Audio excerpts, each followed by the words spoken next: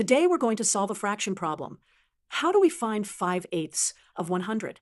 Let's break this down step by step using a visual approach first.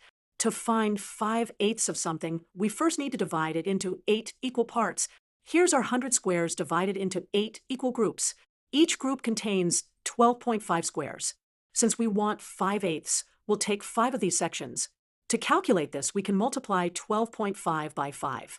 Let's solve this another way, using the fraction multiplication method. 5/8 of 100 can be written as 5/8 times 100. This is the same as 5 times 100 divided by 8. Now, let's divide 500 by 8. 500 divided by 8 equals 62.5. So, 5/8 of 100 equals 62.5. We can verify this answer makes sense because 62.5 is more than half of 100, which we would expect since 5/8 is greater than 1/2. We solve this problem in two ways, using a visual grid method and using fraction multiplication. Both methods gave us the same answer, 62.5.